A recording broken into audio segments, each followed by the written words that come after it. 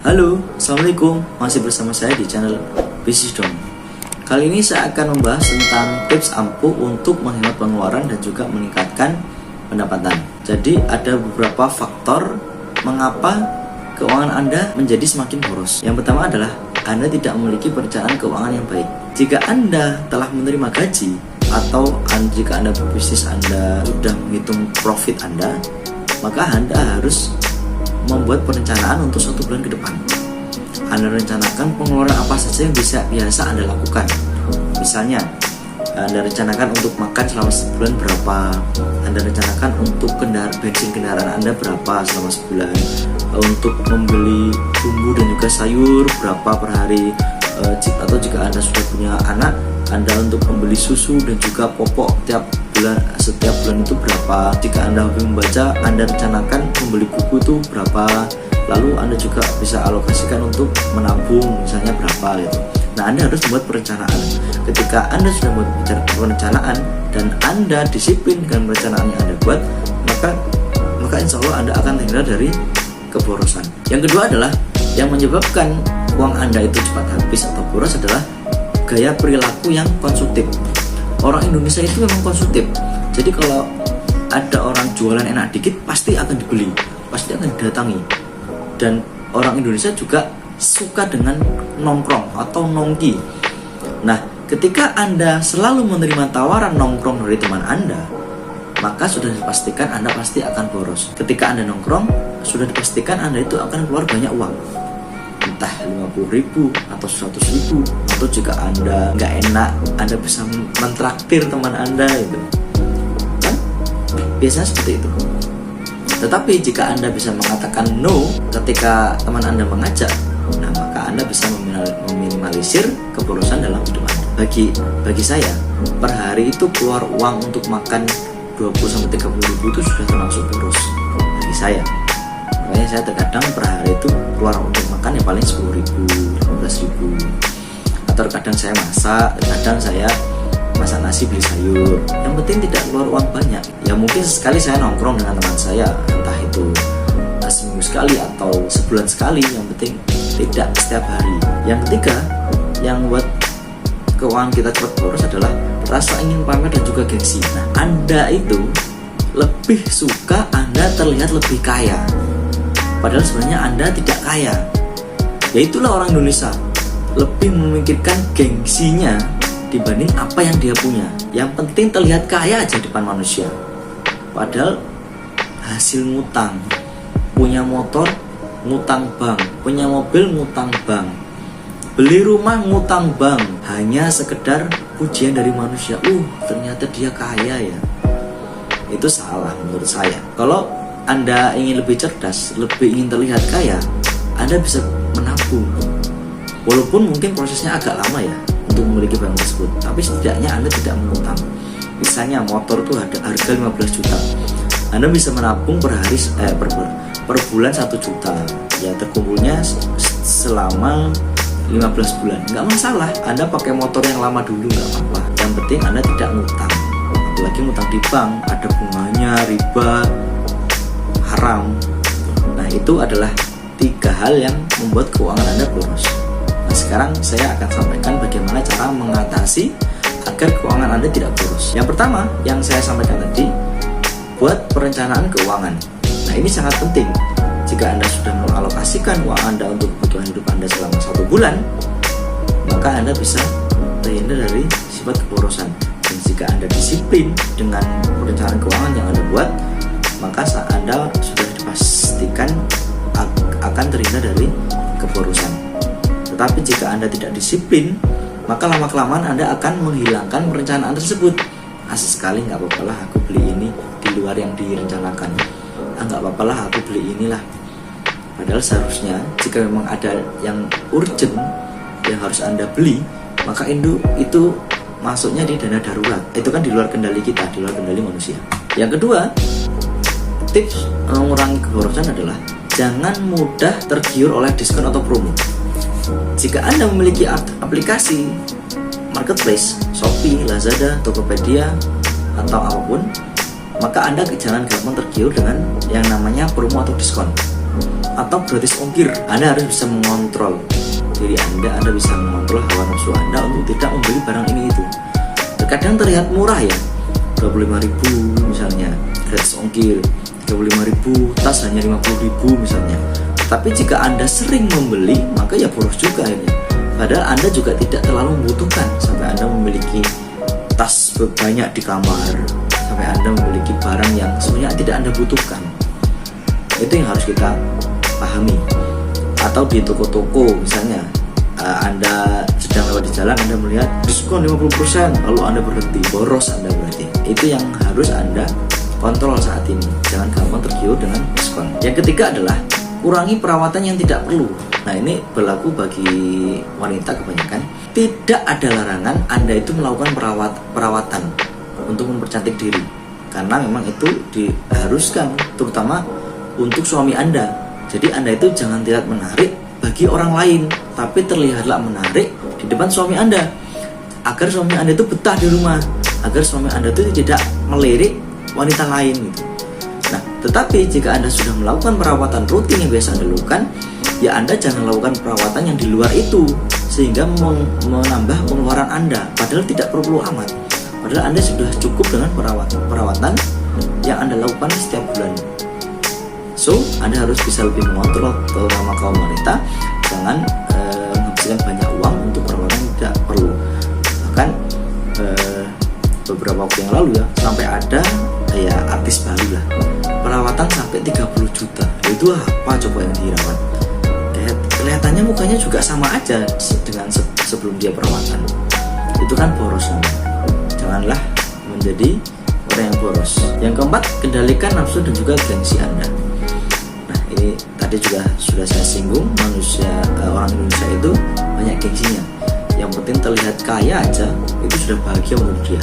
Padahal dalam hati kecilnya menjerit karena sudah banyak hutang. Nah, Anda harus bisa kendalikan hawa nafsu Anda untuk tidak gampang membeli ini itu. Anda harus tidak mengutamakan gengsi Anda. Tampil saja apa adanya. Kalau Anda punya kemeja satu, ya sudah Anda pakai itu. Kalau Anda memang tidak mampu untuk membeli benda itu, barang itu, ya tidak usah Anda beli. Nah, Anda bisa prioritaskan mana barang yang harus Anda beli. Yang penting utamakan kebutuhan, bukan keinginan. Kalau kita mengutamakan keinginan, maka semua barang pun yang ada di Shopee, ada di marketplace, pasti kita akan beli. Kalau kita mengutamakan keinginan, bukan kebutuhan. Yang kelima, bawa uang secukupnya untuk belanja. Nah, ketika Anda sudah merencanakan keuangan Anda, maka Anda akan membawa uang sejumlah yang akan Anda gunakan untuk belanja. Misalnya Anda belanja di pasar.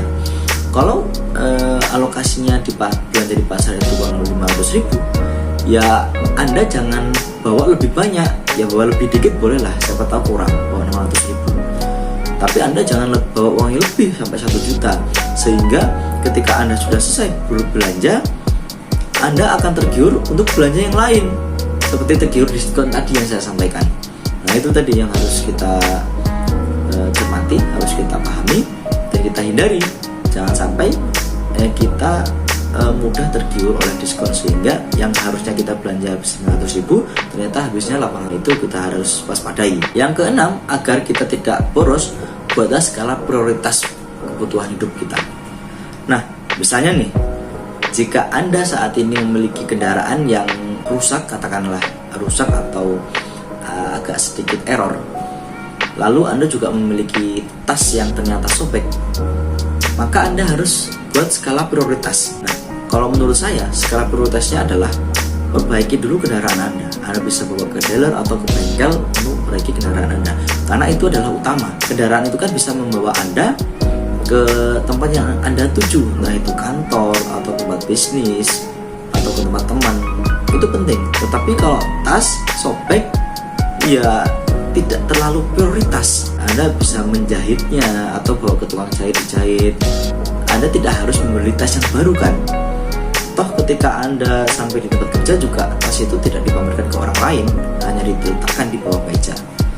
Nah, itu Anda harus buat skala prioritas, mana kebutuhan yang harus Anda keluarkan terlebih dahulu. Nah, setelah kita membahas agar menghemat pengeluaran, maka sekarang kita akan membahas apa saja yang bisa meningkatkan penghasilan penghasilan kita. Pertama, mengajukan kenaikan gaji pada pimpinan. Jika Anda memiliki skill, baik itu skill coding, skill web developer, skill desain grafis, atau skill apapun, maka Anda bisa mengajukan kenaikan gaji ke pimpinan Anda. Dan ini juga berlaku bagi Anda yang sudah lama bekerja di perusahaan tersebut atau instansi tersebut, sudah teruji loyalitas Anda dan juga integritas Anda di tempat itu, maka Anda bisa Anda bisa meminta kenaikan gaji. Tapi jika Anda ternyata karyawan baru yang belum banyak dikenal oleh orang, tiba-tiba mengajukan kenaikan gaji, nah ini salah, Anda malah bisa dipecat. Jadi jangan asal meminta kenaikan gaji. Jika Anda mungkin merasa sudah waktunya untuk naik gaji, ya Anda minta ke pimpinan Anda. Kalau ditambah sedikit, ya nggak masalah, Anda harus bersyukur. Misalnya hanya menambah 1 juta atau 2 juta, nggak apa-apa, bersyukur aja. Sikap qanaah, kita merasa cukup. Karena di luar sana banyak orang yang gajinya jauh di bawah kita, bahkan mungkin pendapatan tiap harinya itu tidak tetap. Bahkan Anda orang yang berjualan hanya untuk cari makan saja, bukan untuk cari kaya. Yang kedua adalah keluar dari tempat kerja Anda sekarang dan mencari pekerjaan yang lebih layak. Jika Anda mungkin merasa di tempat kerjaan Anda sekarang gajinya kecil, padahal Anda memiliki skill yang harusnya gajinya jauh di atas itu, maka keluarlah dari tempat yang layak. Ada banyak instansi di luar sana atau perusahaan yang pasti menerima Anda jika memang Anda memiliki skill, entah itu skill digital marketing, Anda bisa mengelola iklan, Anda bisa membuat konten, atau mungkin Anda bisa menawarkan jasa agensi kepada orang lain untuk mengelola bisnis mereka. Itu bisa Anda lakukan. Yang ketiga, Anda bisa membuka peluang usaha sampingan yang menghasilkan. Terkadang ada juga misalnya karyawan atau ASN yang dia itu mencari usaha sampingan untuk memenuhi kebutuhan mereka. Karena kita itu terkadang melihat orang lain hidupnya mewah, karena padahal bisa jadi pengeluaran mereka itu lebih banyak dari pendapatan mereka. Makanya ada juga yang mencari usaha sampingan dengan bisnis online atau bisnis offline, juga usaha kecil-kecilan. Yang penting mereka mendapatkan tambahan dari penghasilan mereka. Saya pun begitu. Ketika saya bekerja di sebuah instansi, maka saya pun mencari penghasilan tambahan dengan cara menjadi maklar, dengan cara menjual bisnis online atau mengajar privat. Yang penting saya lakukan untuk mencari tambahan. Yang selanjutnya adalah membuka jasa pelatihan. Nah, jika Anda memiliki skill, nah skill itu penting ya. Jika Anda kuliah dan Anda tidak memiliki skill, nah apa yang akan Anda banggakan? Apa yang akan Anda bawa di tempat kerja Anda? Tetapi jika Anda ternyata hanya lulusan SMK tapi Anda memiliki skill, nah itu yang patut Anda banggakan. Dan itulah yang sebenarnya penting di dunia kerja. Misalnya Anda punya skill desain grafis, Anda buat video tutorial menggunakan Corel Draw atau Adobe Photoshop atau Adobe Illustrator. Anda bisa buat tutorialnya dari dasar sampai menjadi mahir. Lalu Anda buat video, Anda rekam, Anda upload ke website Anda atau ke Google Drive. Dan jika ada yang membeli, nah Anda bisa memberikan akses itu kepada orang yang membeli. Atau jika Anda memiliki keahlian public speaking, Anda juga bisa membuka kelas public speaking, misalnya offline. Anda bisa membuat flyer tentang kelas public speaking Anda. Lalu jika ada orang yang mendaftar, silahkan bayar terlebih dahulu, nanti ikuti secara offline di gedung ini misalnya. Atau Anda ingin lakukan secara online, nggak apa-apa. Anda upload di YouTube Anda jangan di public tapi privat, dan hanya bisa diakses oleh orang yang memiliki link itu. Nanti bisa dimasukkan ke grup WhatsApp atau Telegram untuk menjadi peluang prospek Anda. Nah, nanti mereka yang sudah membeli kelas Anda bisa mengakses kelas Anda tersebut. Yang selanjutnya adalah membuka kos-kosan atau kontrakan. Jika Anda memiliki modal yang besar atau uang yang banyak, Anda bisa membuka kos-kosan atau kontrakan. Karena apa? Karena itu bisa menjadi passive income Anda. Bayangkan kalau Anda memiliki kos-kosan 10 pintu misalnya, dan satu pintunya 5 juta selama 1 tahun. Berarti selama 1 tahun Anda sudah menghasilkan 50 juta passive income. Atau Anda punya kontrakan yang 1 bulannya itu 10 juta. Anda misalnya punya kos-kosan 10 pintu dan 1 kontrakan. Berarti 1 bulan Anda sudah menghasilkan 60 juta misalnya seperti itu. Dan itu bisa menjadi pasif income Anda. Walaupun Anda sudah pensiun, Anda tetap menerima penghasilan dari kos-kosan tersebut, dan itu pun bisa naik tiap tahunnya. Misalnya tahun ini 5 juta, tahun depan bisa 6 juta, atau beberapa tahun kemudian bisa naik berapa juta. Nah, itu bisa menjadi keuntungan bagi Anda. Tips yang terakhir untuk meningkatkan penghasilan Anda adalah menabung atau investasi. Saya sendiri, saya investasi di aplikasi Bibit. Ya walaupun tidak banyak ya, tapi setidaknya saya sudah menyiapkan untuk keperluan saya, nah itu dana darurat atau kebutuhan masa depan saya. Saya juga menabung, walaupun saya pernah memiliki hutang yang lumayan banyak ya, tidak perlu saya sebutkan berapa nominalnya, tetapi di samping saya mencicil hutang saya masih bisa menabung.